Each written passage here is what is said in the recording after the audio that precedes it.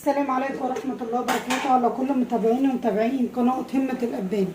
هنبدأ يومنا النهاردة بالصلاة على الرسول. اللهم صل وسلم وبارك عليك يا حبيبي يا رسول الله. النهاردة هنعمل أكلة خفيفة برضو وسريعة. تجيبي حلة كده تنزلي فيها بمعلقة من السمنة البلدي، لما تقدح معاكي تقدح كويس انزلي بقى بالفراخ.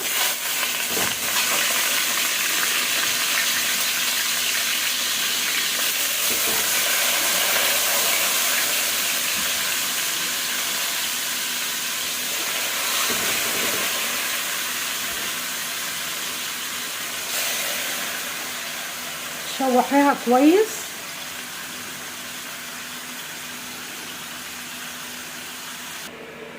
شوحيهم كويس وقلبي بقى يمين وشمال لغايه ما تتشوح على كل جانب.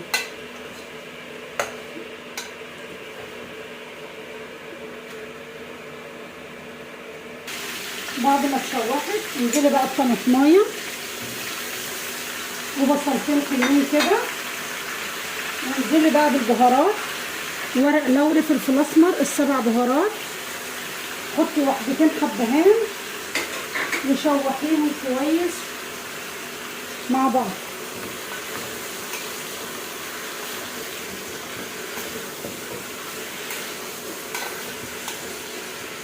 وحطيت قالب مرق الدجاج برضه، وتكوني غاليه ميه، انزلي كده بقى بالميه المغليه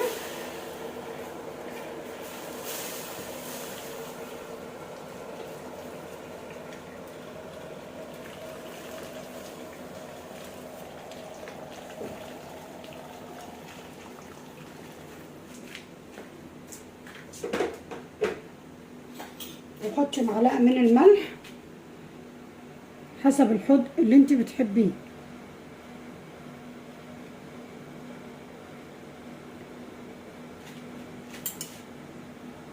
وبكده بقى هنعمل مع بعض شويه رز بشعريه.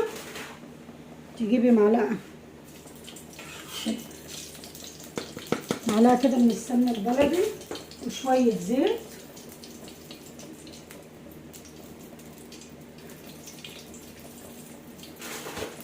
تنزلي بالشعريه بالمقدار بقى اللي انت حباه،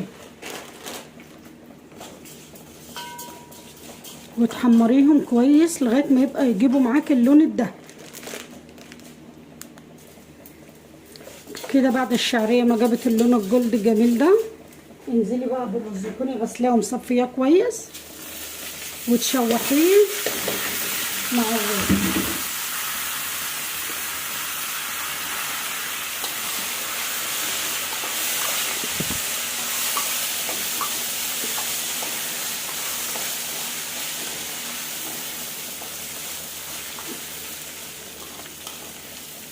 لغايه ما الرز يتشرب كده الايدام ويتشوح معاكي كويس. تتنكي تقلبي بقى فيه شمال ويمين كده لغايه ما يتشوح ويشرب السمنه معاكي.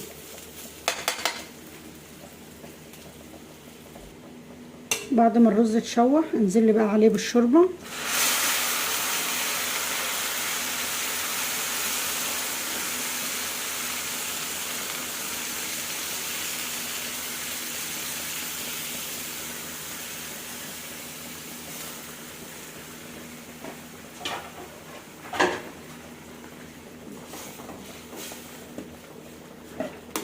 يا دوبك بس الشوربه تغطي الرز.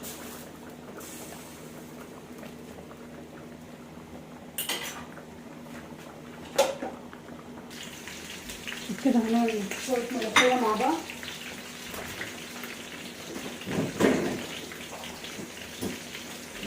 حط الشوربه وحط ربع معلقه من الثوم الني،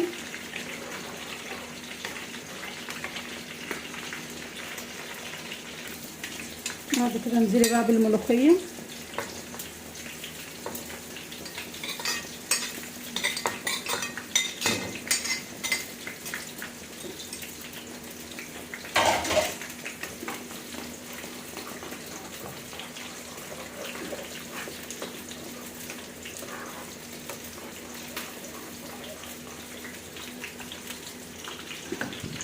بعد ما الملوخيه كده قلبت معاكي اعملي لها بقى الطشه بتاعتها. انزلي بقى بمعلقه حلوه كده من الدهن لغايه ما تسلي الدهن اللي فيها على نار هاديه، وانزلي بمعلقه من الثوم المهروس،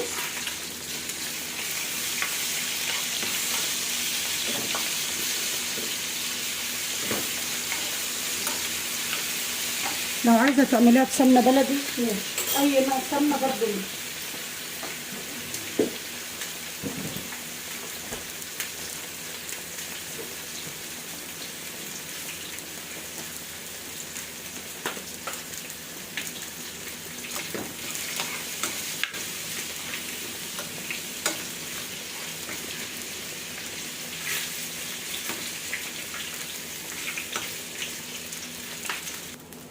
بعد كده احط معلقه من الكزبره الناشفه، معلقه صغيره كده لغايه ما تتشوح معاكي. انزلي بقى بالملوخيه.